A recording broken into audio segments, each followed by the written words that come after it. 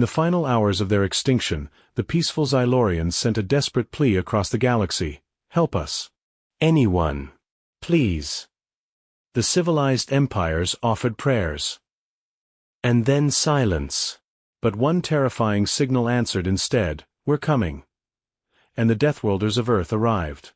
Before we dive deeper into the story, please subscribe. It costs you nothing but helps stellar HFY a lot. In the cold, unforgiving void between the stars, the glittering spires of Elisera Prime were burning. The Vorath Armada had arrived like a plague of darkness. Hundreds of obsidian dreadnoughts hung in low orbit, their massive hulls blotting out the golden sun. Plasma lances sliced through the planet's elegant orbital defenses with contemptuous ease. Elegant crystal stations shattered into glittering debris that rained down like deadly fireworks. Deep beneath the capital, in a reinforced bunker carved from bedrock, the Xylorian High Council huddled in terror. Once the proud guardians of 1,000 years of galactic peace, they now looked like frightened children. Explosions shook the ceiling, sending dust cascading onto their ceremonial robes. Counselor Vera's hands trembled as she activated the final distress beacon. Her voice, usually melodic and calm, cracked with desperation. To any civilized species within range. This is the Xylorian Concord. We are under full-scale invasion. The Vorath Empire offers no negotiation, no mercy. They seek only extermination. We beg for aid, technology, warriors, supplies, anything. Please. Respond before our skies turn black forever. The beacon launched. It tore through the Vorath, jamming with every emergency frequency, every ancient alliance channel, every desperate plea the galaxy had ever heard. For long, agonizing minutes, silence answered. Then the replies trickled in. The serene Ithari collective sent poetic condolences and meditations on suffering. The wealthy merchant guilds of Quran offered thoughts, prayers, and weapon prices inflated tenfold, with delivery timelines of several cycles. The ancient Carry Empire didn't even bother responding. One by one, the so-called great powers turned their backs on the dying world. Hope died in the bunker with every silent calm channel. Vera slumped against the console, her bioluminescent skin fading to a sickly gray. No one is coming, she whispered. Then something answered. A crude, unencrypted signal punched violently through the jamming like a sledgehammer. The voice was rough, gravelly, and carried the faint static of outdated human radio equipment. Xylorian Concord, this is Captain Marcus Kane of the Terran vessel Vengeful Spirit. We received your distress call. We're en route. ETA 47 minutes. Hold on as long as you can. We'll handle the rest. The bunker fell deathly silent. Terran? Vera asked, voice barely audible. Where is Terra? A comms officer's tentacles quivered as he pulled up the classified files. Deathworld Class 9. Sol System. Extreme gravity, volatile weather, oxygen-rich atmosphere teeming with predators. They were under isolation until 30 years ago. The Galactic Council banned all contact. There. Deathworlders. Uneasy murmurs rippled through the council. Deathworlders. Creatures born on a planet that tried to kill them every single day. A species the galaxy had deliberately left alone, fearing what they might become. Above them, the Vorath began their final descent. Thousands of dropships blackened the sky like a swarm of locusts. Ground defenses fired desperately, but the enemy kept coming. 40 minutes later, reality itself seemed to tear open. A single human cruiser, ugly, battle-scarred, bristling with weapons that looked welded together from scrap and spite, ripped out of a violent, unstable rift in space. No graceful transition. It arrived like a fist smashing through glass. Vorath BattleNet alarms screamed. On the bridge of the flagship Devourer of Stars, Overlord Crix the Unyielding sneered at the lone vessel. One primitive ship? They dare send this against the might of the Vorath. He opened a channel, voice dripping with arrogance. Terran vessel. You are irrelevant. Power down your weapons and, static erupted. Then a cold, calm human voice cut through like a blade. Negative. You're trespassing on our client's world. Leave immediately. Or we will remove you. Permanently. Crix laughed, until the vengeful spirit opened fire. Ancient railguns roared, hurling tungsten slugs at relativistic speeds. The first Vorath escort vanished in a brilliant fireball, erased from existence. Secondary explosions rippled across the armada as human missiles found their marks. In the bunker, the Xylorians erupted into frantic cheers. Vera stared at the feeds in stunned silence. The single ugly ship carved into the enemy formation like a wolf let loose among sheep. But deep in her core, she felt a primal chill. This was no rescue fleet. This was something far more dangerous. On the bridge of the Vengeful Spirit, Captain Marcus Kane gripped his command chair, knuckles white, eyes burning with focused rage. His crew, battle-hardened men and women forged in the fires of Earth's own brutal wars, waited for the order. Kane's voice dropped low and lethal. They asked for aid. Instead, they woke the Deathworlders. Weapons free. Full aggression.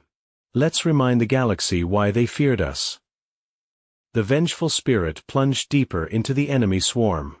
Alarms howled. Vorath fighters closed in. And across the dying world of Elisera Prime, something impossible echoed for the first time in centuries, raw, defiant human war cries. The monsters had arrived. The sky over Elisera Prime had become a blazing slaughterhouse. Brilliant explosions lit the atmosphere as the Vengeful Spirit tore into the Vorath armada with savage fury. Human missiles, crude, chemical-fueled rockets that left thick black smoke trails, corkscrewed wildly through the enemy's advanced point defense lasers. Most were vaporized mid-flight, but the few that survived slammed home like hammers forged in hell. A massive Vorath cruiser split apart with a silent scream, its violet atmosphere igniting in a horrifying fireball that lit the clouds below. On the bridge of the Vengeful Spirit, Captain Marcus Kane stood like a statue carved from granite, eyes locked on the tactical display. Keep pouring it on. Don't give them a second to breathe. He opened a wide-channel broadcast to the surface. His voice was calm but carried steel. Xylorian ground forces, this is Terra Actual. We're dropping hot in 60 seconds. Mark your positions clearly or get the hell out of the way. We are not stopping for anything. Counselor Vera watched the live feeds in the bunker, her bioluminescent skin flickering with fear and disbelief. Hundreds of human drop pods suddenly detached from the cruiser and screamed through the atmosphere like burning meteors. There was no elegance, no safety protocols, just brutal metal coffins retrofitted with thrusters and packed with Deathworlders. They hit the ground hard. Sergeant Diego Reyes was first out of his pod. The moment the hatch blew open, he was already sprinting. Elisara's lighter gravity made him feel unstoppable. His powered armor, scarred from wars on Earth, whirred as he charged across the shattered marble plaza. His rifle barked in controlled bursts. A towering Vorath warrior, 8 feet of armored chitin and pure rage, roared and charged him with energy blades extended. Reyes didn't hesitate.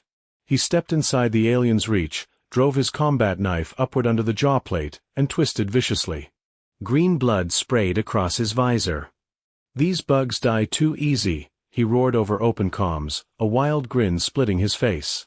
More humans poured from the pods. They didn't fight like trained soldiers. They fought like the apex predator's evolution had forged on a death world. One Marine dragged a dead Vorath as a makeshift shield while laying down suppressive fire. Another laughed like a madman as he called artillery directly onto his own position, vaporizing himself along with 4 enemy walkers in a glorious fireball. In the command bunker, Vera's aides whispered in growing horror. Look at their faces. They're enjoying this. High above, Overlord Crix the Unyielding was no longer amused. His flagship shuddered violently under relentless impacts.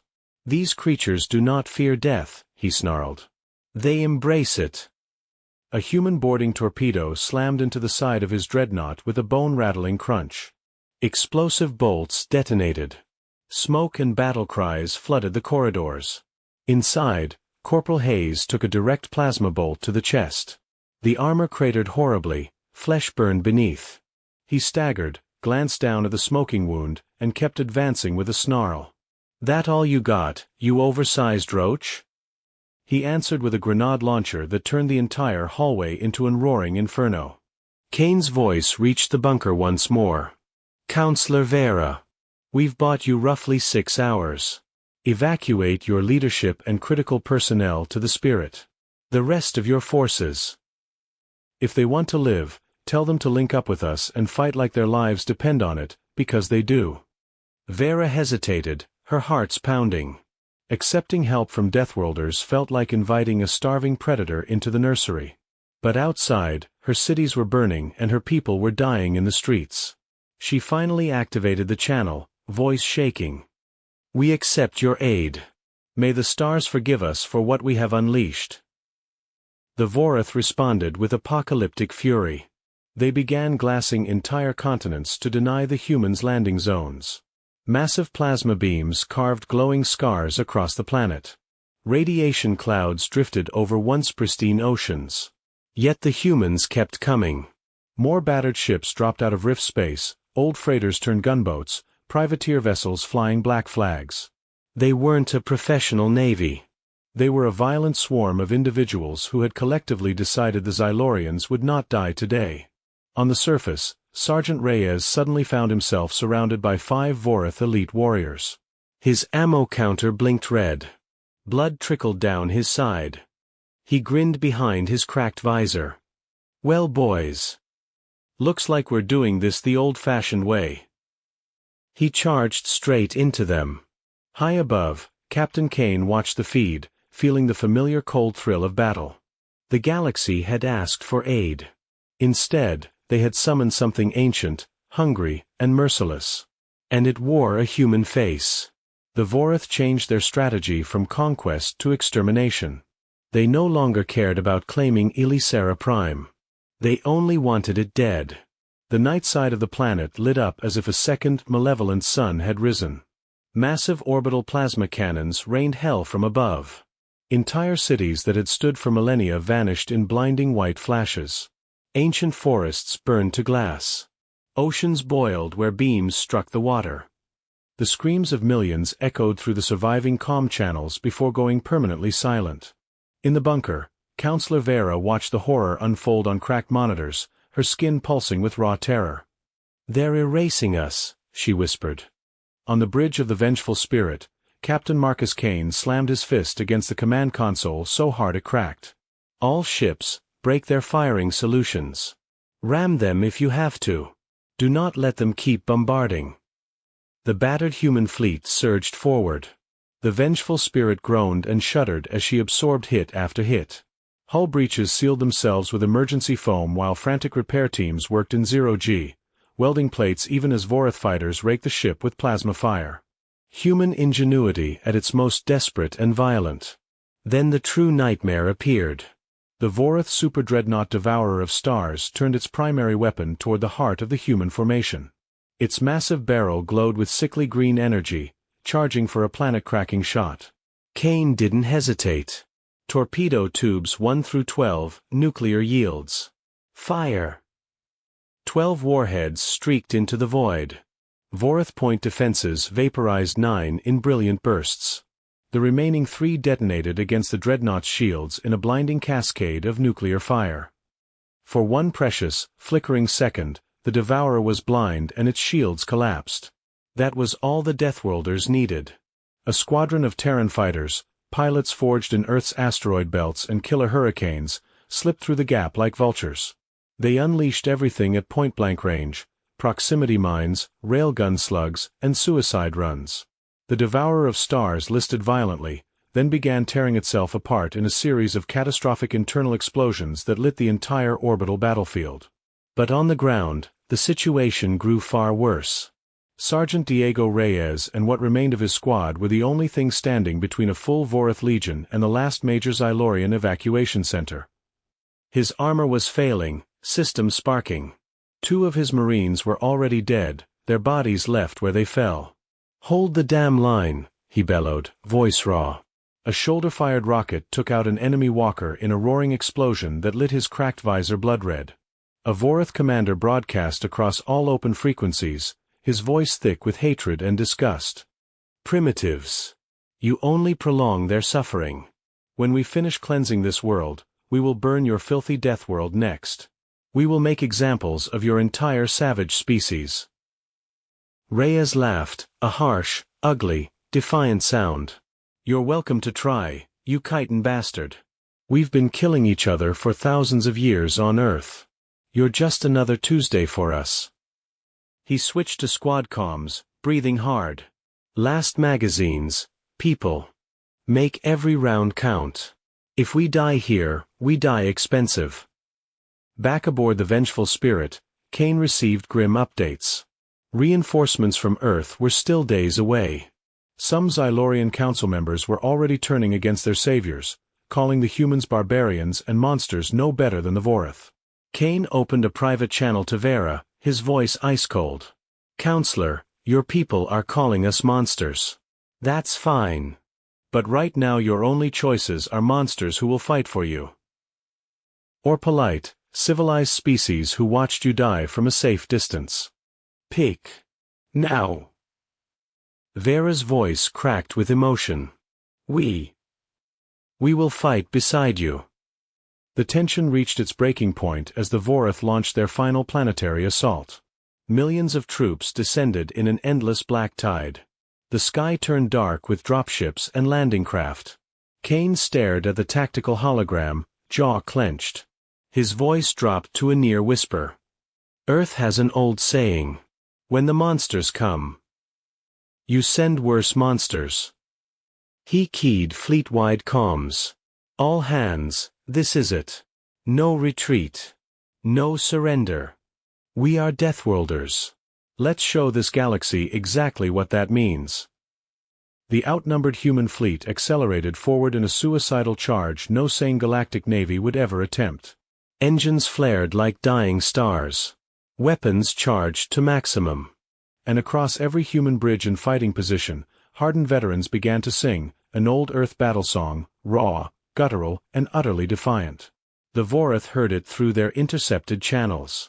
For the first time in their long history of conquest, the invaders felt something alien stir in their chests. Fear. Real, primal fear. The battle for Elisera Prime had descended into pure, unrelenting savagery. What began as a coordinated defense had turned into brutal, close-quarters slaughter in the shattered ruins of the capital. Humans fought street by street, building by building, room by room. They weaponized everything. Collapsing weakened skyscrapers onto advancing Vorath columns. Flooding underground tunnels and electrocuting entire enemy squads. Even the local predatory wildlife, once feared by the Xylorians, was driven forward with gunfire and explosives into the alien ranks. Sergeant Diego Reyes moved like a mun possessed through the smoke-filled streets. His armor was barely functional, one arm hanging limp and useless after taking a plasma blast. Blood seeped from multiple wounds, but his eyes burned with feral intensity. A Vorath prince, an elite royal guard commander clad in ornate black armor, cornered him in a ruined plaza. The prince raised a glowing plasma caster, mandibles clicking in triumph. Reyes had no rifle left. Only a broken bayonet and a belt of grenades. He charged straight through the searing plasma beam. Skin burned. Flesh melted. The pain was blinding, but he didn't stop. With a guttural roar, he drove the jagged blade deep into the prince's primary eye cluster and yanked the pin on every grenade he carried. The explosion lit up the battlefield in a brilliant orange flash. When the smoke cleared, only charred remains and twisted armor fragments were left. Stories like this spread like wildfire. The Vorath began calling humans unkillable devils, in terrified whispers across their battlenet. The surviving Xylorian soldiers, who once feared the Deathworlders, now fought with desperate inspiration beside them. High above in orbit, the vengeful spirit was dying. Captain Marcus Kane stood on the blood-slicked bridge, uniform torn and soaked with sweat and someone else's blood. Warning sirens screamed continuously. Half the ship's systems were offline. Emergency bulkheads had sealed entire sections. Repair drones swarmed frantically over the hull, welding armor plates while Vorath fighters continued their relentless strafing runs. Status. Kane barked. Council evacuation at 70%, his XO replied, voice strained. But the Vorath just committed their full reserve fleet, 300 additional ships dropping out of rift space right now. Kane closed his eyes for half a second, then opened them with a dangerous, predatory smile. Open a channel. Broadcast to every human ship. And to the Vorath flagship. When the channel connected, his voice carried across the entire star system, cold and merciless. This is Captain Marcus Kane of the Terran vessel Vengeful Spirit. You wanted a war? Congratulations. You've got one. But understand this, we don't fight clean wars.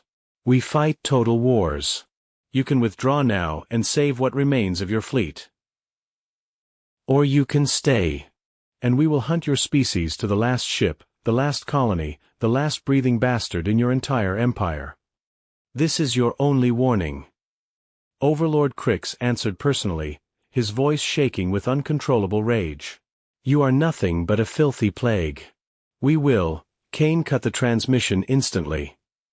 All ships, he growled, ramming speed on my mark. Deploy nuclear mines in our wake. Let's finish this. The human fleet, battered, outnumbered, outgunned, surged forward in one of the most insane charges the galaxy had ever witnessed. Freighters turned gunboats, privateer vessels, and scarred military cruisers accelerated straight at the massive Vorath dreadnoughts. No sane navy would attempt such a maneuver. But these were Deathworlders. Explosions bloomed across the void like dying stars. Ships rammed into enemy hulls, tearing massive gashes. Boarding parties fought in zero-gravity corridors with knives, teeth, and raw fury. On the ground, Reyes, now missing most of his left arm and with half his face burned black, still stood. He had tied a crude tourniquet and continued firing one-handed, screaming defiance at the enemy. Xylorian soldiers fought shoulder to shoulder with the humans, their elegant weapons singing alongside human rifles in a chorus of vengeance. Then the impossible happened. The Vorath lines began to break. Their command structure shattered when a human suicide team detonated the reactor core of Crix's flagship from within. The Overlord died screaming in the flames. Without central command, the once disciplined armada fell into disarray. Ships began jumping out in scattered retreat. As the enemy fleet fled into the darkness, Captain Kane opened the final channel. His voice echoed across the burning planet and every surviving ship. To the Xylorian people. You asked for aid. We weren't the help you wanted. But we were exactly what you needed. Welcome to the reality of Deathworlders. In the ruined bunker, Counselor Vera watched the battered human ships still flying proudly through the smoke-filled skies. Gratitude and bone-deep dread warred inside her. The galaxy would never be the same again. The Deathworlders had answered the call. And they were only getting started. The aftermath was worse than the battle itself. Elisera Prime lay dying under a poisoned sky. Entire continents glowed with radioactive fallout. Once majestic crystal spires were now blackened skeletons jutting from glassed earth. The air itself tasted of ash and death. Yet the Xylorians still lived, and they owed their survival to the very monsters they had spent centuries fearing. Human medics moved like ghosts through the wreckage. Rough, battle-hardened men and women in scorched armor worked with brutal efficiency, treating Xylorian wounded alongside their own. Some Xylorians recoiled at the sight of bright red human blood, so different from their own elegant blues and greens. Others stared in horrified fascination at the patchwork of scars, cybernetics, and crude metal implants that marked every Deathworlder. In a makeshift field hospital aboard the Vengeful Spirit, Sergeant Diego Reyes sat on a reinforced crate, smoking a contraband cigarette while a Xylorian healer carefully reattached his severed arm. The pain was excruciating, but Reyes didn't flinch. You people are completely insane, the healer whispered, tentacles trembling as he worked. You laughed while you burned. You charged into plasma fire with broken blades. Why? Reyes exhaled a long plume of smoke and grinned through cracked lips. Lady, on Earth we have sharks, grizzly bears, and Mondays. This was just another Tuesday. Pain is temporary. Quitting is forever. The healer fell silent, clearly disturbed. Meanwhile, in the half-destroyed Grand Hall where the Council had once ruled, Captain Marcus Kane stood before the surviving Xylorian leaders. The roof was gone. Cold starlight poured through the jagged holes above them. Kane's uniform was torn and blood-stained. His eyes looked ancient. Counselor Vera spoke first, her voice heavy with exhaustion and unease. "You have saved us, Captain. Millions of my people owe you their lives. But at what cost? Your ships are floating scrap. Thousands of your soldiers are dead or maimed. And now the Vorath will return with their entire empire burning for revenge." Kane leaned forward, placing both fists on the cracked table. "Then we'll be ready," he said, voice low and dangerous. "Earth isn't sending aid packages, Counselor. Earth is the aid. We've got millions more like us back home, hungry, angry, and bored out of their minds. Give us resources, shipyards, and a reason to fight. And we'll build you a fleet that makes the Vorath look like children's toys." Shocked murmurs rippled through the council. One elder hissed in outrage. "You want to turn us into warmongers like yourselves? We are a peaceful people." Kane's laugh was cold and humorless. "Peaceful? Your peaceful civilization was 3 hours away from total extinction. The galaxy played nice and polite. Nice lost. It's our turn now." The tension in the room was suffocating. Some counselors wanted to reject the humans entirely and hoped the Vorath would be merciful. Others, including Vera, saw the terrifying new reality. The old galactic order was dead. The Deathworlders had killed it. Deep in Vorath space, aboard the secondary command worldship Eternal Vengeance, the new overlord watched battle recordings in grim silence. He saw humans charging directly into plasma fire without hesitation. He saw them laughing as they died. He saw one pilot deliberately crash his fighter into a bridge tower to take out an entire command staff. "These are not warriors," the overlord murmured, mandibles clicking. "These are a plague that must be eradicated." He issued new orders. The full might of the Vorath Empire would mobilize. Every dreadnought. Every colony ship. Every vassal species. They would strike Sol directly. They would sterilize the Deathworld and make an example so horrific that no other primitive species would ever dare rise again. Word of the coming invasion reached Captain Kane within hours. He gathered his surviving captains in the Spirit's damaged briefing room. The holographic display showed projected Vorath fleet movements, thousands of ships. "They're coming for Earth," Kane said quietly. A savage smile spread across the faces of the human commanders. "Good," one grizzled captain replied. "Been a long time since we had a proper home defense. Let the bastards come." Back on the surface, Sergeant Reyes stood on a ridge overlooking the devastated landscape as the twin suns set behind radioactive clouds. A small Xylorian child approached him cautiously, eyes wide. "Are you going to leave us now?" the child asked in broken galactic common. Reyes looked down, his burned face twisting into something almost gentle. He ruffled the child's head carefully with his newly reattached arm. "Nah, kid. We're not leaving. Your people called for help. We answered. Now the real monsters in this galaxy know our names." His eyes hardened as he stared into the darkening sky. "And monsters always come when you call them." The final transmission from the Vorath Empire arrived like a death sentence broadcast across the galaxy. Every species, every neutral world, every terrified council received the same chilling message: Terra has awakened a force it cannot control. We will sterilize the Sol system. Every human world will burn. Let this be a warning to all who harbor Deathworlders. The recording ended with images of promised annihilation, fleets so vast they blocked out stars. In the damaged briefing room of the Vengeful Spirit, Captain Marcus Kane played the message for the assembled Xylorian Council and his surviving commanders. When it finished, dead silence filled the air. Then Kane started laughing.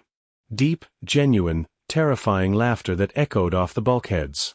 One by one, the human captains joined him until the room shook with raw, defiant amusement. Counselor Vera stared in horror. "This is funny to you? They are coming to erase your entire species." Kane wiped tears from his eyes, still chuckling. "Counselor, they still don't understand. They think they're the apex predators. They think this is their story. He stood slowly, eyes blazing with predatory fire. This is our story now. He turned to the fleet-wide calm, his voice carried steel and ice. All ships, we're going home. We'll meet them in the Oort cloud. We'll make the Battle of Elisera look like a bar fight. And when we're done, the galaxy will learn why civilized species left Earth alone for so long. The journey back to Sol was a tense, sleepless nightmare. Repairs were conducted on the move. Xylorian engineers worked frantically beside human ones, learning brutal efficiency and creative violence in ship design. Old human rivalries vanished under the shadow of extinction. Pirates, corporate mercenaries, national fleets, all flew under the same black and red banner now. Earth itself had transformed. Cities burrowed deep underground. Orbital shipyards worked around the clock, spitting out fresh warships. Every able-bodied person trained for war. Schools became firing ranges. Grandparents taught children how to clear jammed rifles. The Deathworld had united in the way only Deathworlders could, with grim purpose and terrifying enthusiasm. When the Vorath Armada finally arrived, it was apocalyptic. Thousands upon thousands of ships blotted out the sun. The largest fleet ever assembled in galactic history. Their formations stretched across the entire Oort cloud like a living shadow. The battle lasted 9 days. It was the most violent event in recorded history. Day 1 began with silent terror as the Vorath slammed into human outer defenses. But the Deathworlders were ready. They had seeded the asteroid belt with nuclear mines. Entire Vorath squadrons vanished in silent fireballs. Humans used every dirty trick they knew. They lured enemy dreadnoughts into Jupiter's raging storms. They fired railguns from behind Saturn's rings. They boarded capital ships in 0G with nothing but knives, explosives, and raw hatred. On the 5th day, Sergeant Diego Reyes led a mixed platoon of humans and Xylorian volunteers onto the hull of a captured Vorath battleship. Fighting in vacuum, armor cracked and leaking, he planted the flag of Terra on its command spire as the ship burned beneath him. "You wanted Earth?" he screamed into the void. "Come and take it." Captain Kane coordinated from the newly repaired Vengeful Spirit, now reinforced with Xylorian crystal shielding. His voice never wavered, even as casualties mounted into the hundreds of thousands. On the final day, the Vorath lines shattered. Their new overlord broadcast surrender. Kane refused it. "No mercy. You came to burn our world. We're finishing what you started."